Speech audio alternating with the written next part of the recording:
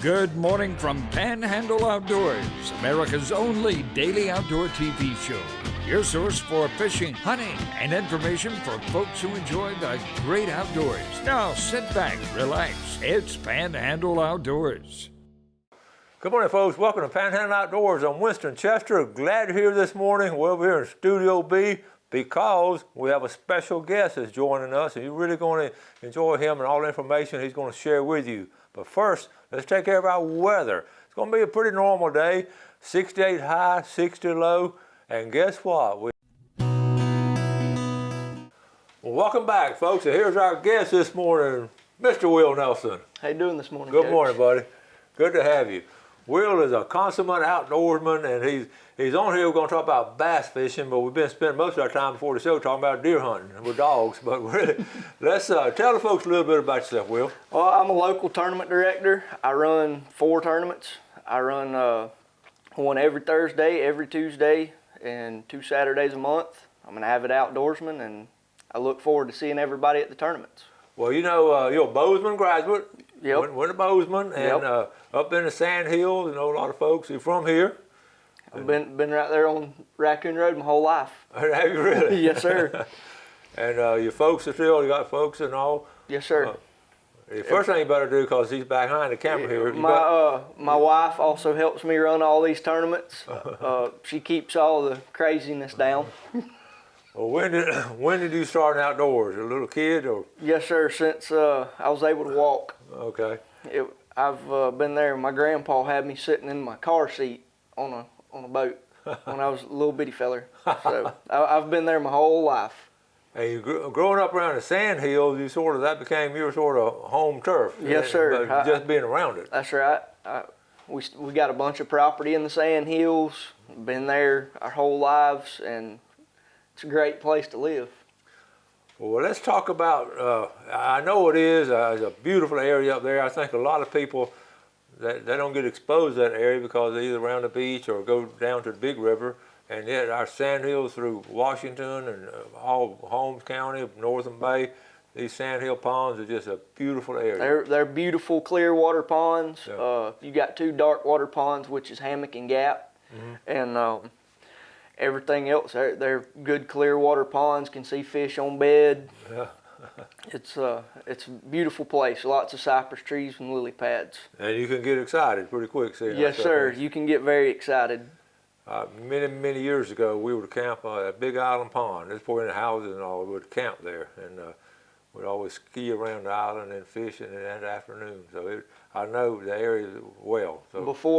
Before my time, my grandpa and all them, when they had the lease where Cat Creek is now, they used to camp on 5 Mile on what everybody calls the points, the Big Oak Hammock Point over there. They used to camp there, have fish fries. Yeah.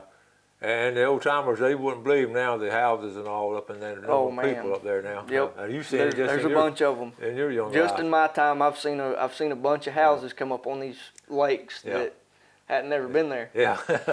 All right, so let's talk about bass tournaments now, because we're right around the corner from bass fishing. Yes, sir.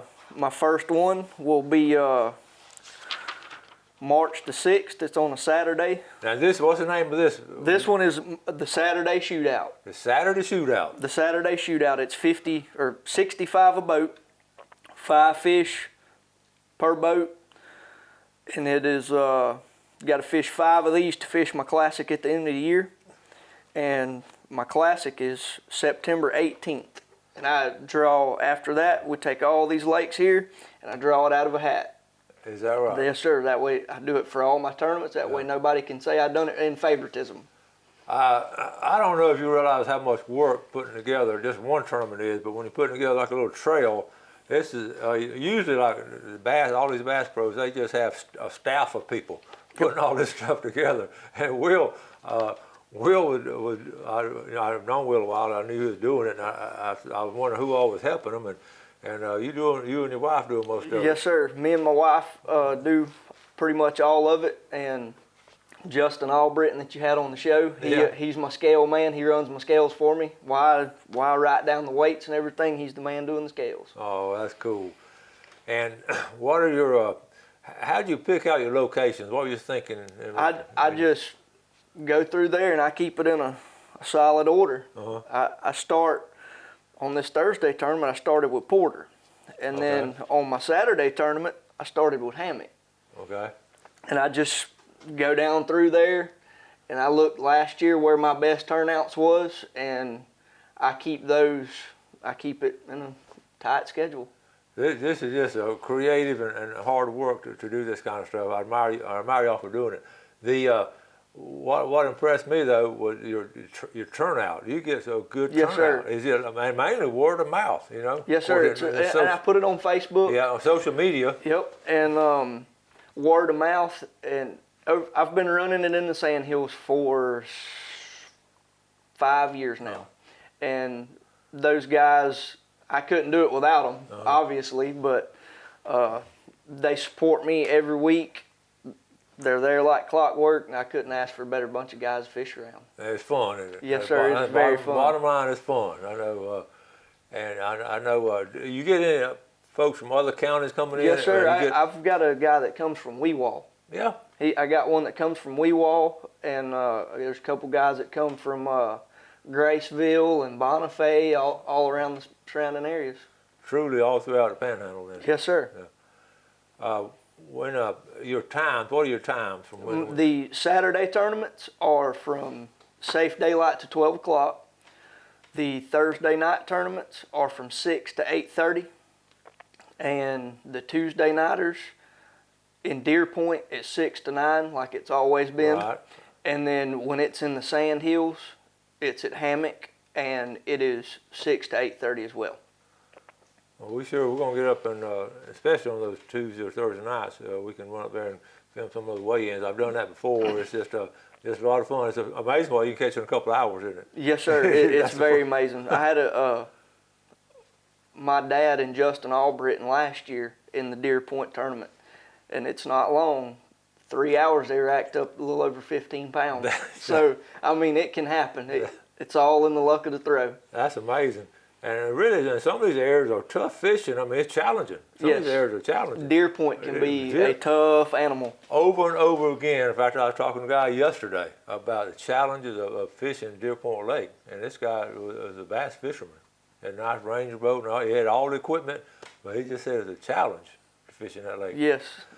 Okay, we're going to, we got some great pictures of some really nice bass that's been brought in just locally here in the Sand Hills and some Deer Point Lake. So we're going to take a break and come back with Will and look at these pictures. We'll be right back. Okay, welcome back. Sitting here with Will Nelson talking about some serious bass fishing. And when we say serious now, to prove that how serious we are, I want you to look at the size of some of these bass. These are pictures Will sent me last night to show. So, Will, let's take them one at a time. Tell us about this first picture we're talking about. This one was in one of the Tuesday night shootouts. Me and my grandpa got first place and lunker here. That big fish was 6.5 pounds, and we had a little over 13 pounds in that one. Well, you had an unfair advantage because you had your grandpa with you. That man's caught a pile of fish. I'll tell you what, that's legendary. So that's great. I would love. That's the only fishing partner I like right there. No, that's awesome. That's quality time with Grandpa. You better believe it. Okay. This one is that one was out of Porter, and that one was 10 pounds 3 ounces, and that's Mr. Charmaine Scott. He's a very loyal person to my tournament. Oh, he fishes every week. All right. Mr. Scott, good fish right there. This is my dad's fishing partner, Josh Thomas. That one was 6:30 out of Gap Pond. Out of Gap Pond? Yes, sir. He almost caught the man for the lunker of the year. He almost got there. Goodness, that's a healthy one. All right. This is Mr. Dennis Sloan. That one would come out of Porter Pond. It was I think it was 740 is what that one weighed. And that's the one that actually took over lunker of the year this past year. Yep. That's cool. This one was last year the year before last in our classic. That one was out of Porter as well. That one was 1115, and that's Mr. Mitch Hayes. He lives he's a Washington County resident. How big was that one? 1115. 11 pounds. He come up there and he goes, "Hey, I want weigh what this bass regurgitated. That bass regurgitated a 2.5 pounder up in his live well. Did he really? Yes, that bass regurgitated a 2.5 pound bass up in his live well. You couldn't put him back in. You couldn't Nope. start back. Nope, I know couldn't you do can't. that. That would have been a 13. That would have been a 13 pounder. Yes, easy. Now this one was out of hammock. That one was 11.15 as well. That year he took over the lunker of the year, and my rules, we voted on it. If you don't qualify for the classic, you do not get big fish honors for that year. And he fished the very first tournament of the year and caught that fish. That's the only time he's ever been fishing, and he's never been back. He got spoiled, didn't he? Yes, he got spoiled, and it is not that easy. This guy made it look very easy. Well, you know, we often talk about it outdoors when beginner luck and Yes. getting that big old buck or that big old bass or big tarpon, and beginner luck is real. Yes, it is very real. And there's a case of it right there. Okay. This is Miss Shannon Thurman. She's another Washington County resident. That one was 786 out of Porter as well.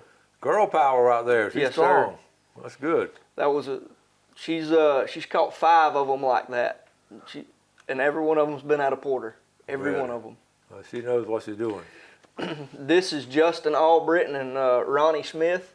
This night right here, the Ronnie Smith's fish was 9.5. Cornbread's was 9.1.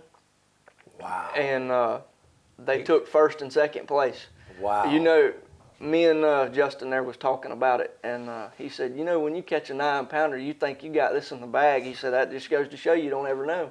But he catch another 9 pounder. Yeah, but this one come out of, they were actually fishing against each other. Yeah. And those actually come out of Hicks Pond. Goodness gracious.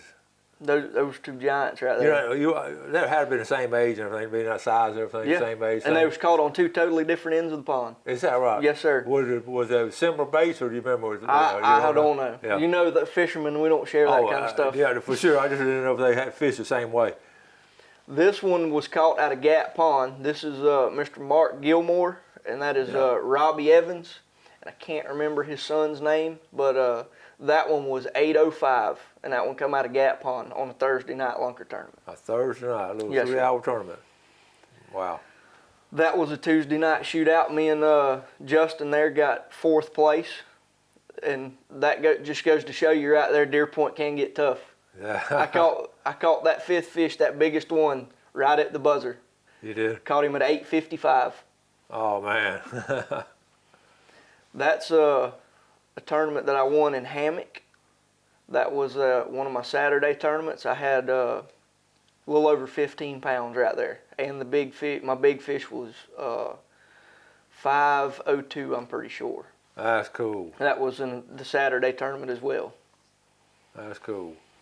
Well, There's one Mr. more. Charmaine Scott right there again. That one come out of Hicks. That one was 10.6.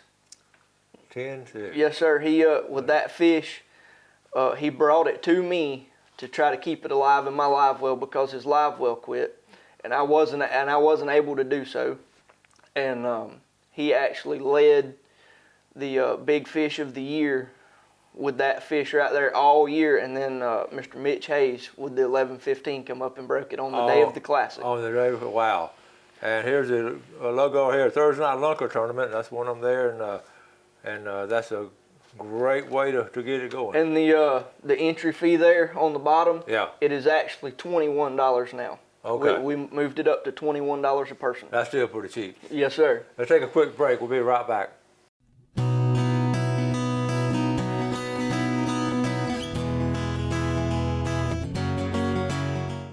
Okay, welcome back. Sitting here with Bass Fisherman Pro Will Nelson. I don't know if can I call you a pro? Or, No, well, sir. you're making money, so I guess. Well, I mean, kinda. All right. Before we get back to Will, let's look at our fishing game time today, brought to us by Blue Water Outriggers down in Port St. Joe. Our times are 10:09 or 12:09 tonight, and then 10:36 to 12:36. Okay. Well, I'm sorry. The first time is middle of the day. Second time is at midnight. All right. That's that 12-hour span there.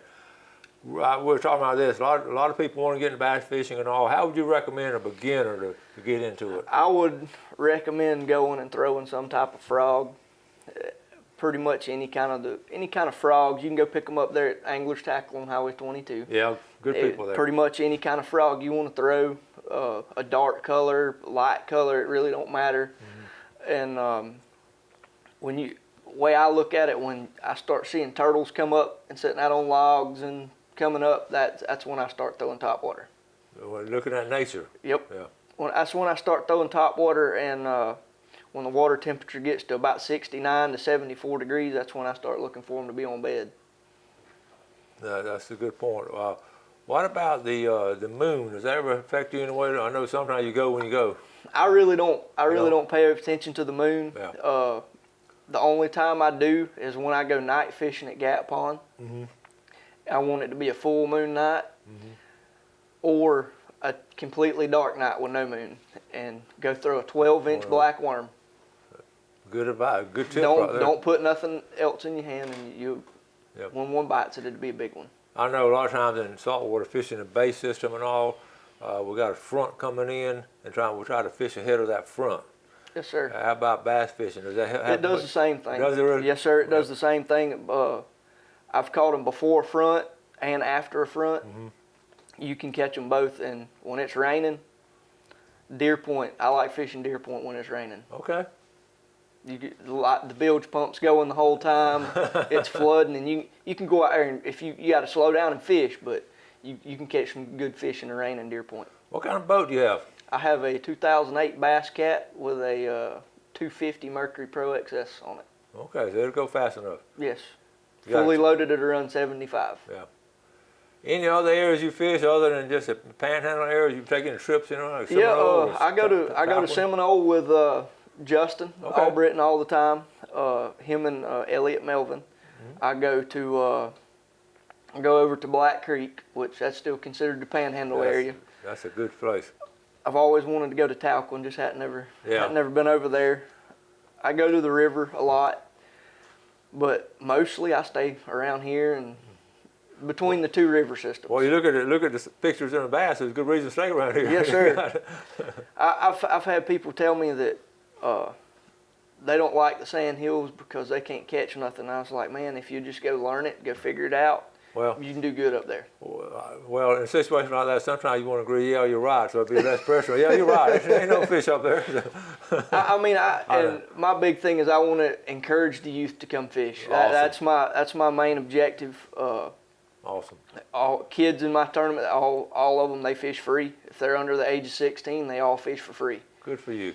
And they still got a chance to fish for the main pot. So everybody have their own partners and all. They pretty well partner up okay, so they're good with that. It's most of the time it's either me and my grandpa or me and Justin. Okay. What about okay, we got a minute or two left. I know you're a big hunter. Yes, sir. You had a pretty good year hunting. Yes, I was lucky enough to tag out this year. You tagged out, and your wife, I saw a picture of her she had a big old buck. Yes, sir. Wow. She that's the only one she's killed this year, but that makes up for all of them. She was proud of it, and she should be. That was a good one. So that's y'all got some deer meat in the freezer. That's right. And you release all your bass, those big ones, and so the consummate outdoors right here. This is typical of the Florida Panhandle that loves to fish and hunt like that, and I know you got many years ahead of you to look forward to. Yes, sir. I hope I can make it to be as old as you are. I hope you can too. Maybe you'll be doing a show one day.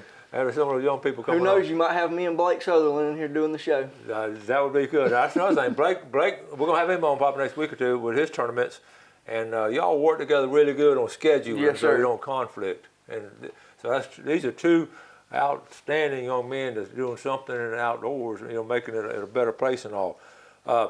Real quick on if you had to this weekend, if you had to go fishing, and in a different place. Would you be throwing worm or topwater, or what would you throw this weekend? This weekend I would throw something slow because of the cool weather that we've had. I'd be throwing a slow bait, such as a crankbait or chatterbait or spinnerbait or something like that. Yeah. That's my personal preference. Yeah. And I know all of our bass fishermen, they're so good about trying to keep that fish alive. Yes. And they go, the bass fishermen ones that started catching at least many years ago. Yes, sir. Do you get to document any of your catches or anything, or you try to keep a record of them? I've tried to keep a record of it, and I didn't do it last year. I hit 20,000 bass, so. No kidding. And I've not. Well, you keeping a record of how many catches? Awesome. I didn't do it last year, so I mean, I guess it's. I could always start over, but you know, keep doing it though, because you know you got to catch Bobby Smith. He's at 45 or 46, 47,000. Man, that's a hard mountain to climb. Right He's there. a legend, isn't he? Bobby Smith is a very good fisherman. He's something else. We're gonna get him on again pretty soon. He's competitive everywhere he goes. He really is. Well, we got to wrap it up, buddy. We appreciate you coming on. I'm glad to be here. And we'll be keeping up with tournaments and everything. Yes, sir. And send the pictures and all, and we'll do it. Thank y'all for watching the show. We appreciate the viewership. Do something good today for your fellow man. You have a great day. Enjoy the outdoors, and God bless.